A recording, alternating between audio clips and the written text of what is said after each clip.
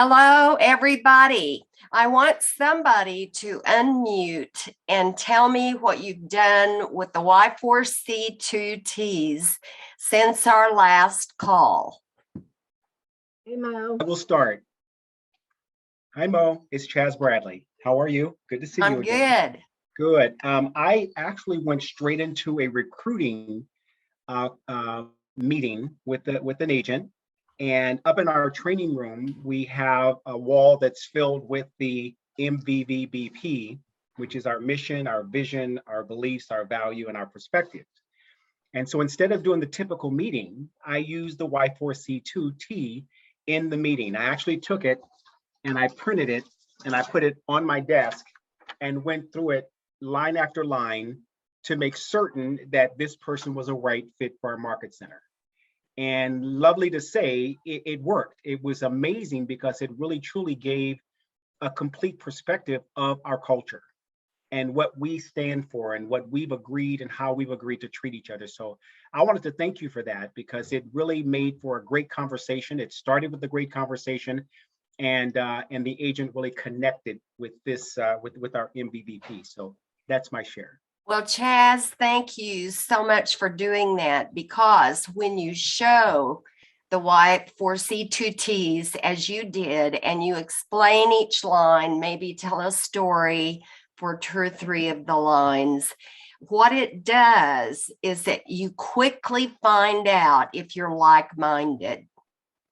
I used to go to, did I tell you this on the last call? I used to go to Yale and talk to the MBA students. Did I mention that? I didn't, did I? No, ma'am. Well, Stanford University wrote a white paper about our culture. And the professor at Stanford moved to Yale, and he loved the white paper. So he had the Yale students study the white paper about the Keller Williams culture.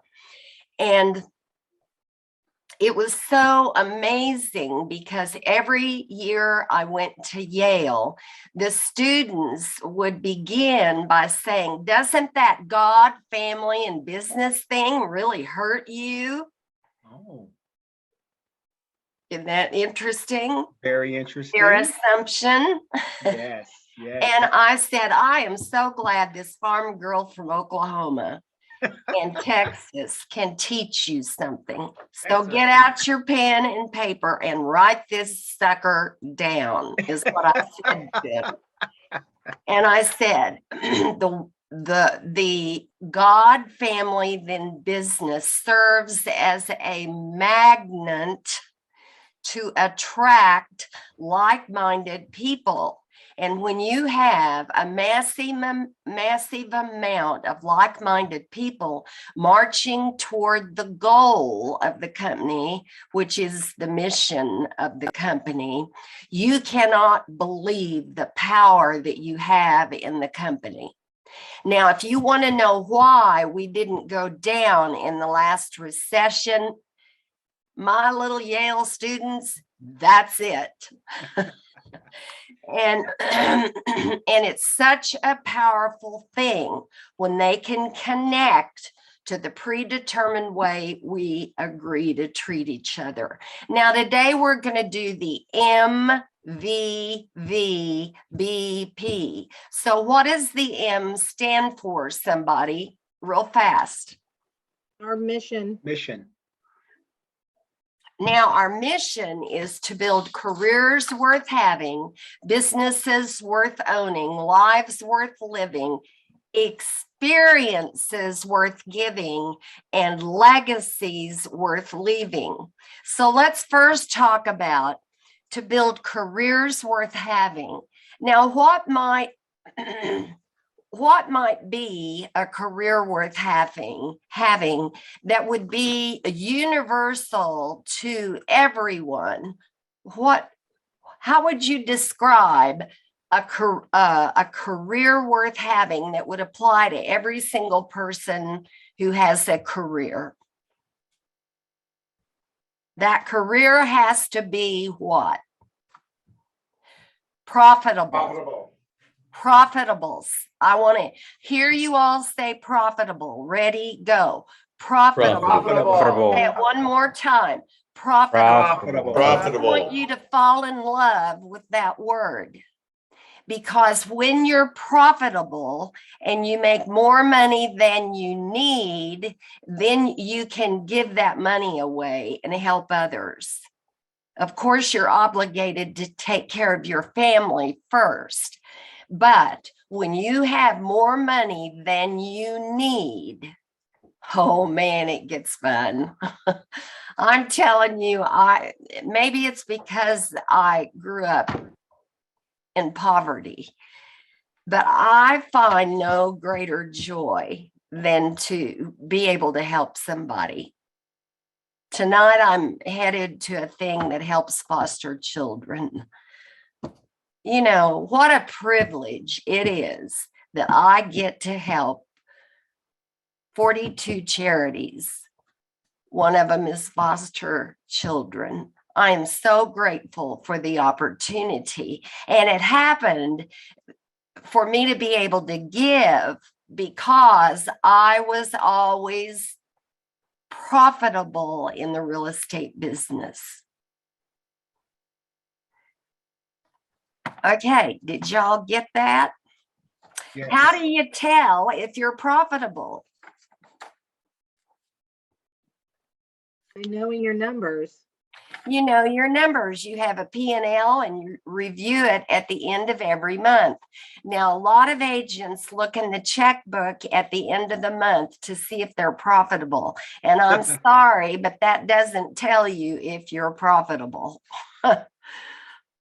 So don't do that. Get a P&L. If you're going to be the CEO of your own business, you must have a P&L. It's really interesting because I know team leaders who have standards that you can't work in their office unless you commit to have a P&L. And I just want to go hug those team leaders, because you see, when you have a high standard, everybody rises up to it. When you have a low standard, you dumb everybody down. You dumb them down. So when your team leader doesn't require a P&L for every single person who comes to work in that market center, you dumb them down. And when you say, we have a class that will teach you how to begin to have a P&L, and you take it real slow and you take it simple. You know, when you teach about assets, what on the on the balance sheet, what you say is there are two kinds of assets. There's the kinds of assets that you can touch and feel, like chairs, like copy machines. And then there are airy-fairy assets. So you see, you teach it in a simple way that new people can get it, but that becomes a part of their new curriculum. Now, what does it mean when we say businesses worth owning? Now, what word do we use to describe it for everybody? The business is Profitable. Profitable. A business, let me tell you, a business is not worth owning if it isn't profitable.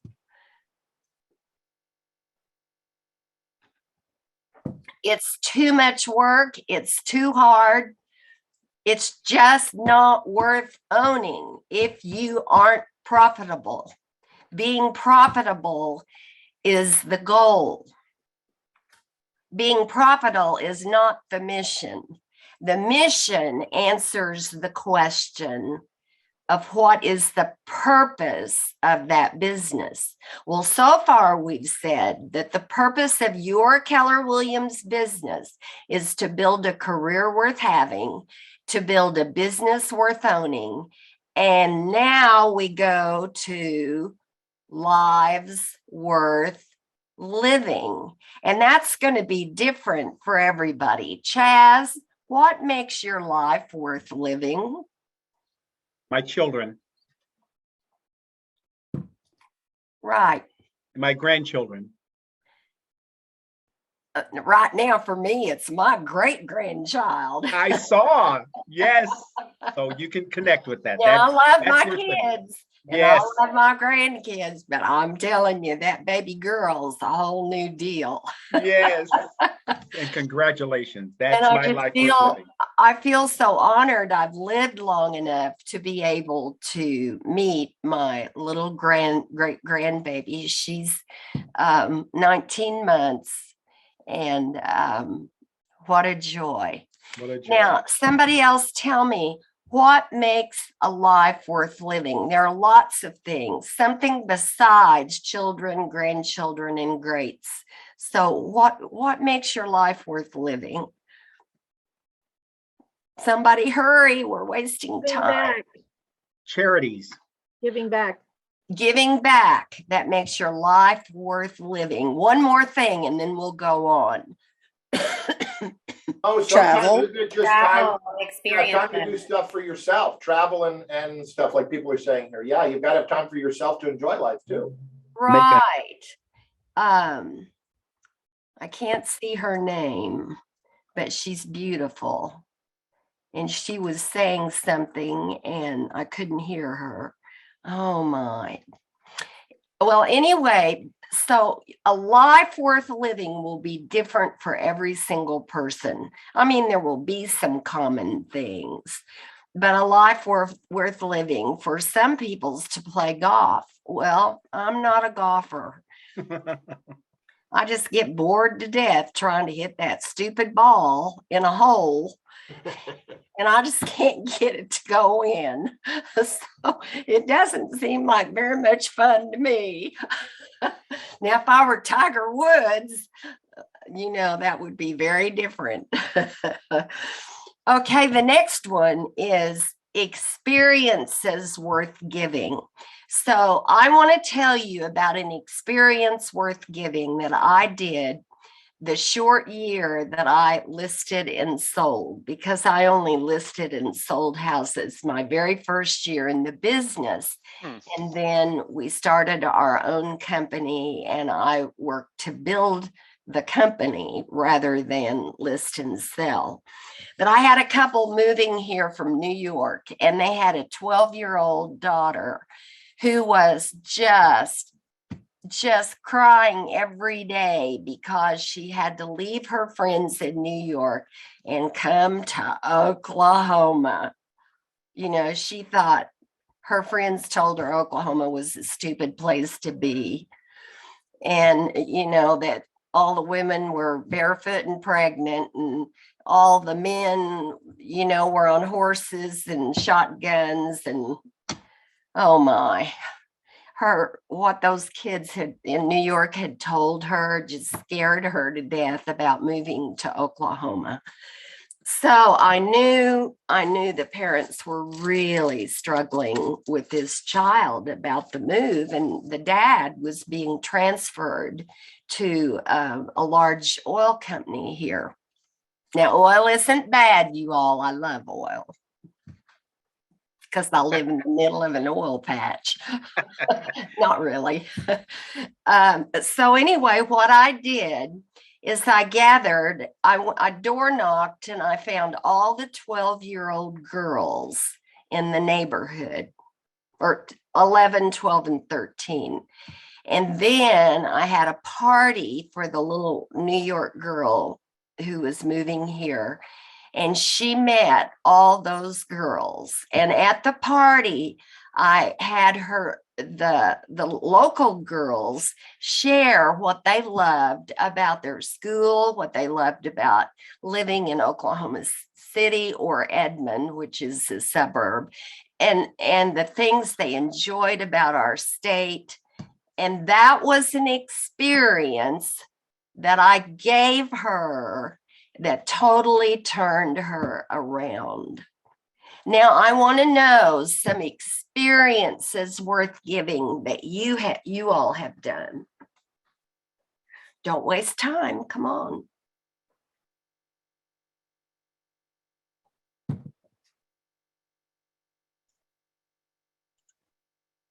Come on, come on. Somebody has done something special for somebody that you either listed a home for or you sold a home for. Share with, Hi, Mo. This is Amber Rutherford. How are you? you're the one I was trying to find a minute ago. You little beautiful thing, you. Thank you. Okay, Amber, tell us. Well, I just think of our real estate team in Tampa. We've had people's RVs in our driveways for a week at a time and hosted families in our home and, put them up in Airbnbs and, you fight to get the deal done so that no one is homeless and the moving truck is in your house. And that's just what you do to make everything better. That's awesome. Anybody else Oh, want to no. share? Mo, I have one. Okay. I actually had one where it was a disabled veteran who got a large sum of money and he was very young. He was about 23 and he wanted I guess to maybe you didn't hear me purchase- say that. Just a minute. Somebody is not on mute and we can't hear her. So please put yourself on mute so that when you talk, we don't hear you. Okay, start over. Okay, so I had a young disabled veteran who got a large sum of money. He was about 23 and he wanted to purchase a home. And I kept thinking most 23-year-olds would want to buy a fast car or a motorcycle. So I was just so excited that he was making a good decision. And right before the close, it was a short sale. He came into my office and had asked me if we could move the date because his car had problems and he had to use part of the money to fix his car instead of purchasing the home. And he was short about $1,500. And I explained to him on a short sale, we couldn't do that. We had to close when the bank was ready to close. And so I walked back into my office and I got my checkbook and I wrote him a check for $1,500. And at the closing table, we both just cried because he didn't have family that made him feel comfortable. And I now have a friend for life. And that's legal in the state of Oklahoma. I mean, you can gift him. I mean, in the state of Florida. Yeah, it was where you were. It was a cash sale. It was not a finance. There was nothing illegal there. That's an experience that he had that will stay with him forever, as you say. Now, let me tell you something. You really need to think about the experiences that you're giving people when they come in to buy a house, or the experience you're giving a seller when they're selling a house, because a lot of our competition are being trained on fabulous experiences to give buyers and or sellers, and we've got to keep up. So when you give an experience that is just awesome, share it at your team meeting. Share it so everybody can raise the bar.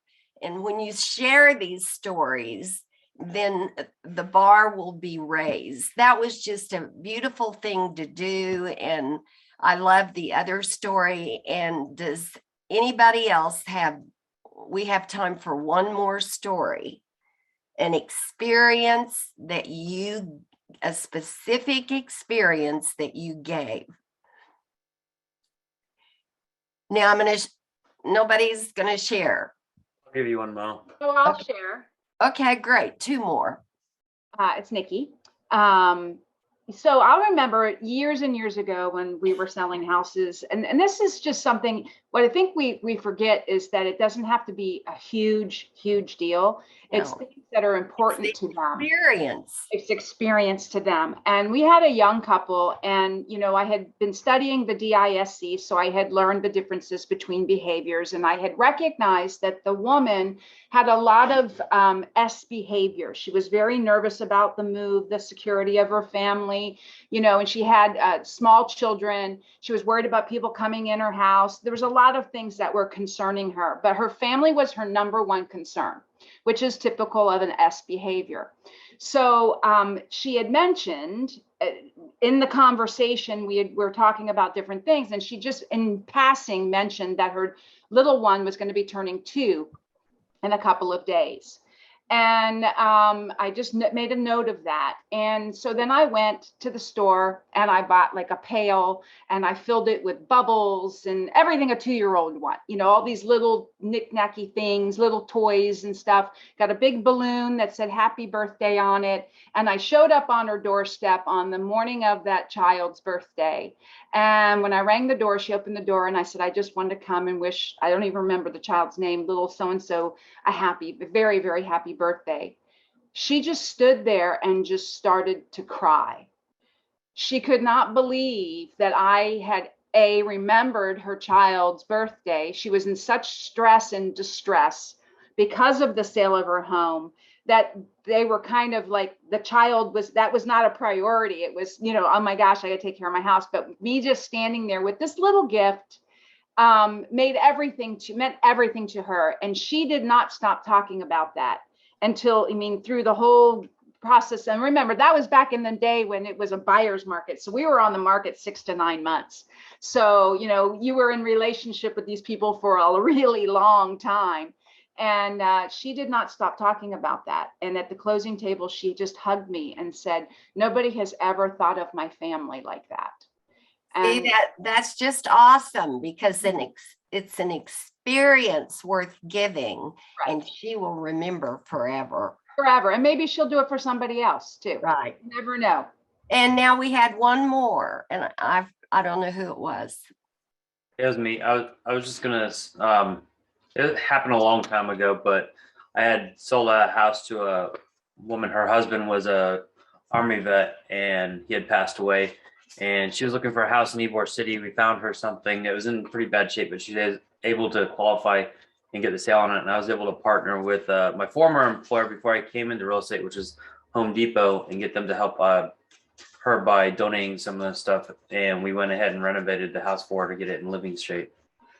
Wow, that's an experience worth having. That's for sure.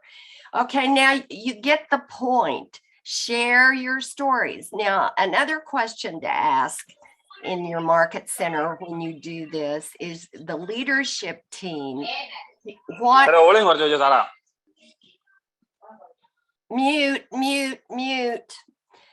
Ask yourself the question, what experience is worth giving can you share about the leadership of your market center? I don't have time today for us to actually go into that, but you get my point. I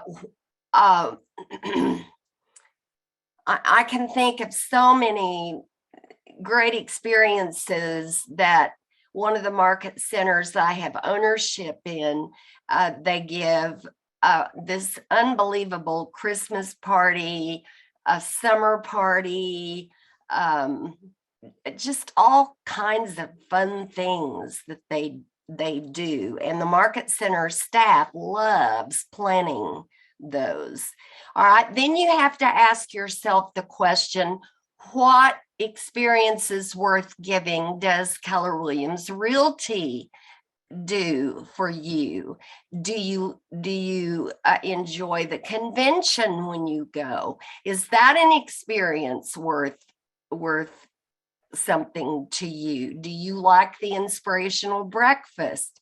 Is that an experience that's worth giving, and you love that experience? And so this is what we mean by experiences worth giving. But I want you to focus on your buyers and sellers. All the rest of it's important, but boy, when you share those stories in that team meeting, and then what you're doing is raising the bar for all the other agents in the market center. And then the last one on our mission statement is legacies worth leaving. Now, I think a lot of you know that my most wonderful decade of my life so far has been my 70s. It was just an incredible year. I wrote a book intending it to be for my grandchildren. And some of you, I hope, have read it, A Joy-Filled Life. And I wrote that for my grandchildren as a legacy that I could leave with them. And it is a book that tells the 20 lessons that I learned growing up, and some into my career, some lessons I learned in my career. Now, let me tell you something my husband has done. He has bought a block of property in our little hometown that is now dead as a doornail, because all of the wonderful, beautiful immigrants that came and made that little town flourish when we lived there as high school kids. They're all gone. Their kids went to the big cities, and the little town has really suffered. And so as his legacy, he's working on really hard, is building a legacy in his little hometown that will go on when he passes. And you all were going to be 85. I'll be 85 in a few days, and he'll be 85 in August. And, you know, we got to hurry because we don't know how close that passing is. And then another example of legacy is we are working hard on a faith legacy for our children and our grandchildren. So, and by a faith legacy, I'm talking about where your children embrace your faith, and then they teach their children to embrace the faith. And then the grandchildren teach the great-grandchildren to embrace the faith. And so we're trying hard that we will leave a legacy of faith, a legacy of this little hometown, and that in my 70s, not only did I write a book to leave as a legacy, I did 44 videos on the character traits you need to have to be successful. And that's in the Keller Williams archives. So see, I hope I leave a legacy in the Keller Williams archives. So the question is, a lot of you are young. You're not 85 like we are, or almost to 85. You know, you're in your 20s, your 30s, your 40s, your 50s, and you haven't thought about a legacy. But I want you to think about a legacy worth leaving. Another legacy I think that I will leave is a legacy of memories, because I have about 5 different girl groups. I have my real estate girl group, and I have my college girl group, and most of them are dying, you know, because they're old. And I have other girl groups, and I take them on trips, and I buy them those robot sweepers and iPads and iPhones and all sorts of fun stuff. And I surprise them. They have no idea where we're going, and it's all a surprise. let's say that some of you, maybe you guys and you gals, you take a small group of friends to the park.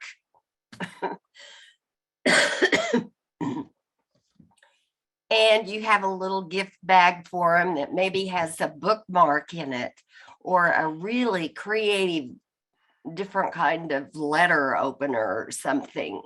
Doesn't have to be big. I'm sorry, here I go. And what is so interesting, it's the fact that you are the catalyst that gets these people together. And if you're gone, they will say, boy, do we miss Tom, because Tom was the one that got us together in the park every single month. So my point is, you can do little bitty things, or you can do, more expensive, bigger things, but only if you have more money than you need. So the purpose of everybody in Keller Williams Realty, whether you're on the national staff or you're an agent in the field or whatever you are, is to build careers worth having, which means what? You are Profitable. And businesses worth owning, which means you are profitable. Lives worth living, whatever that means to you. Experiences worth giving to your buyers, your sellers, to your friends, to your family. Like I took my grandkids individually on a trip to Europe, wherever they wanted to go that was safe. See, they're not going to forget that. When I'm gone, they'll say, you know what my grandma did? My Grammy took me on a safari in Kenya. And then, of course, the legacies that you leave. And I just want you to learn everything you can about legacies and decide if you want a faith legacy, and then strategize with others in your market center who want a faith legacy to figure out how to do that. Or you may want a legacy of a book that you've written about your grandparents and your parents in your own life. Well, self-publish it and just do enough copies to give to your family. What a legacy you would be leaving. Or maybe you want to leave the legacy of letters to every one of your children, your grandchildren, and your greats. So that's the purpose of our company. Mission means purpose. Well, now let's go to vision. And it's real simple. We believe that if we actually build careers worth having, businesses worth owning, lives worth living, experiences worth giving, and legacies worth leaving, we believe people will choose us. And so we believe that we are the real estate company of choice for agents and their customers. Because I'm telling you, if we do what we say in our mission, our vision of being the company of choice will be there. Well, so far we've had 180-some thousand choose us. So we're on our way to be the company of choice for agents and their customers. Okay. Nikki, do you have any comments on vision or mission that I've left out? You could teach this better than me. I don't think I could, but nobody can teach it better than you, Mo. I think we take our mission and our vision for granted, because we live it every day. It's like we forget to be grateful for things that we have, just a roof over our head and the food we eat and those things. And what we forget is that our mission and our vision are very special and they're very unique to us. And we get to be a part of a company that has a mission and a vision like this.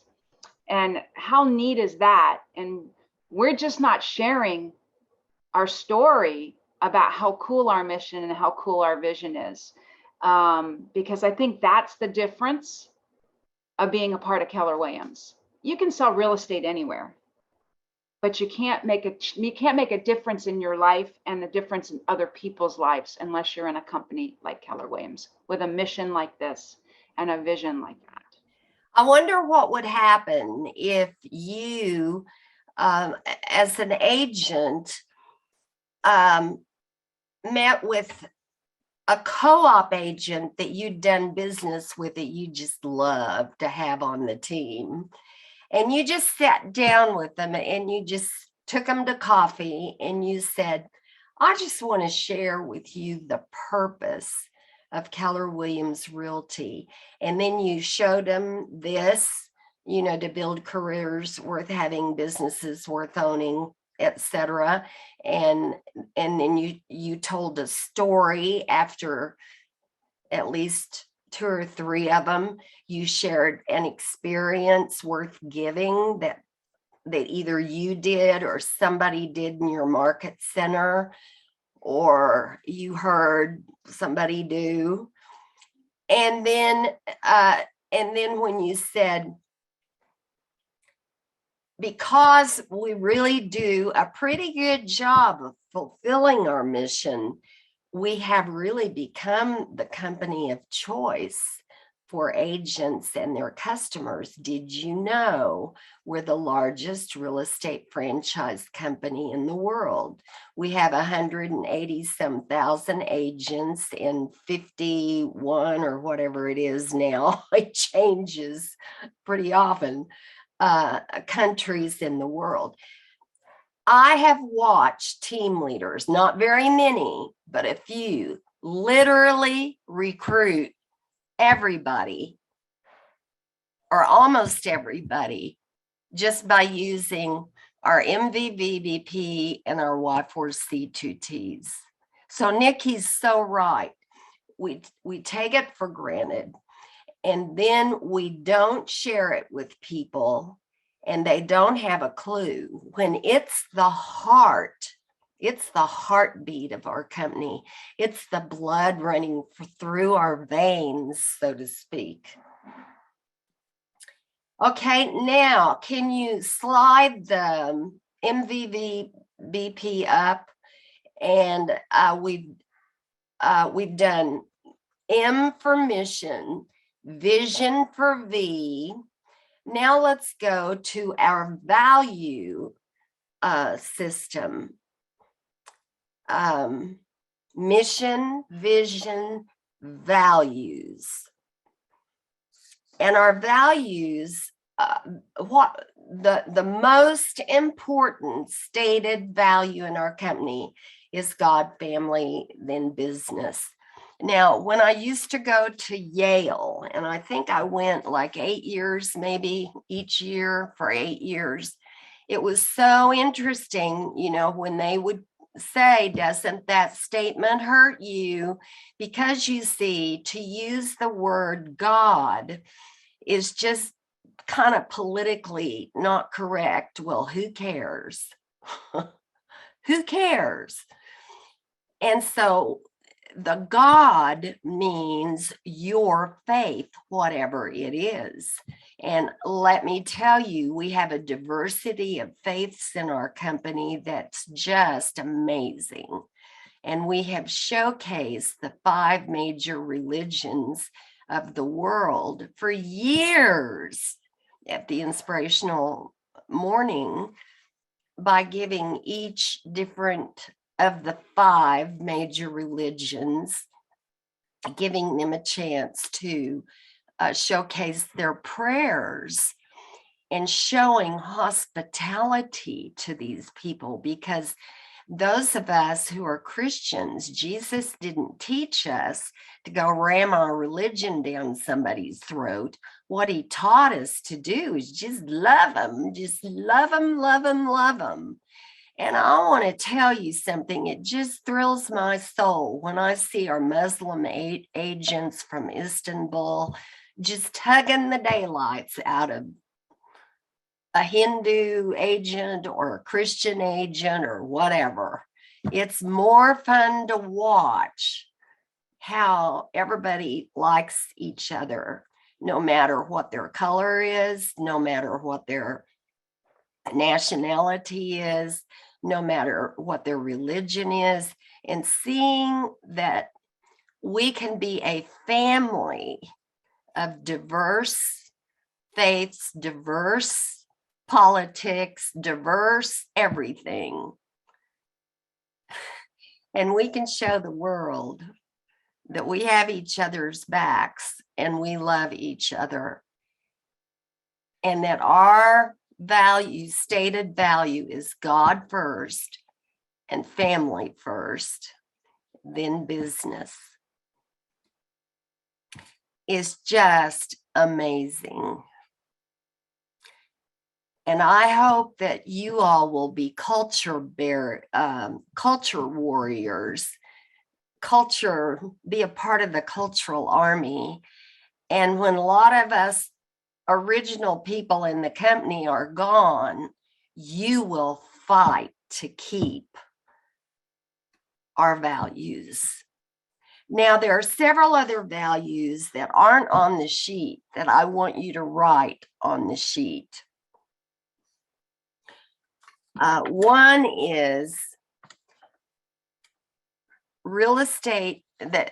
So get your pencils. Real estate is the local service business driven by individual real estate agents and their local image. Real estate is a local service business driven by individual real estate agents and their local image. That means your image with your sphere of influence. That's what drives all this. It's all these wonderful people you know and you have in your database. The next one I want you to write down is our associates should be treated like stakeholders. Our associates should be treated like stakeholders. And then under that, put profit matters.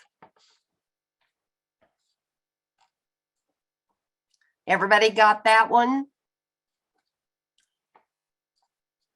The next one is stakeholder companies always measure profit or loss.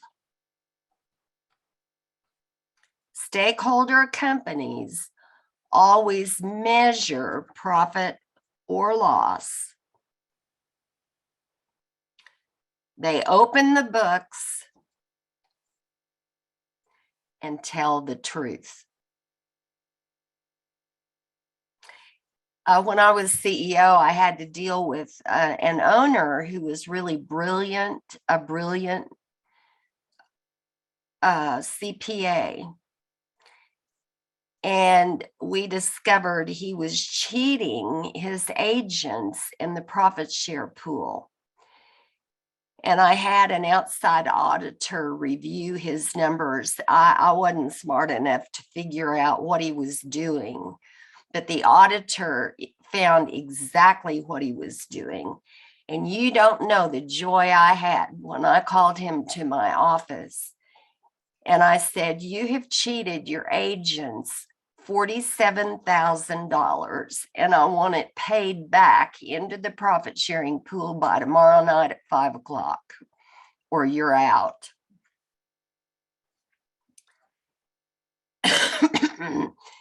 Now, the next two are my passion. Who you are in business with really does matter.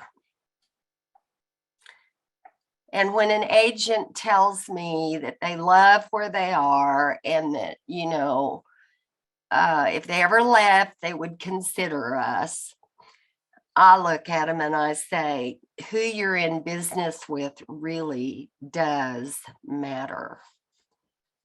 Because we believe no transaction is worth our reputation. Or that's the last one, write that one down. No transaction is worth our reputation. And I remember when one of our owners in Keller Williams de-hired his top producer, who was also the top producer in the entire company of Keller Williams. And I know, Nikki, you remember that because he was involved in loan fraud. And he had the courage to get rid of him. And it was a happy day because no transaction is worth our reputation. And see, we wouldn't have been living up to our values if that owner had and that team leader hadn't de-hired him. So now you know what our values are. And I'm going to try to get Mark King to get the rest of these values back on the sheet. And I'll have, if they do, then we'll make sure that you get one. So we have mission, which is the M. We have vision, which is the V. Values, which is the V. What's the next letter? MVVB is the next letter. And that's our belief system, the predetermined way we treat each other. And we've already talked about that one because that is the very first thing that Gary in his first ALC wrote. I like to teach it first. You could teach mission and vision first. It doesn't matter. But I like to teach it first because that was created before they were ever Keller Williams. And I just think it's so marvelous that they came up with something so wonderful as Y4C2Ts. And then, of course, our last letter, MVVBP, our perspective. And a technology company that provides the real estate platform that our agents, buyers, and sellers prefer. Well, we're still moving in that direction, and we've had a lot of birthing pains to get there. And then we used to say that our perspective was Keller Williams thinks like a top producer, acts like a trainer consultant, and focuses all its activities on service, productivity, and profitability.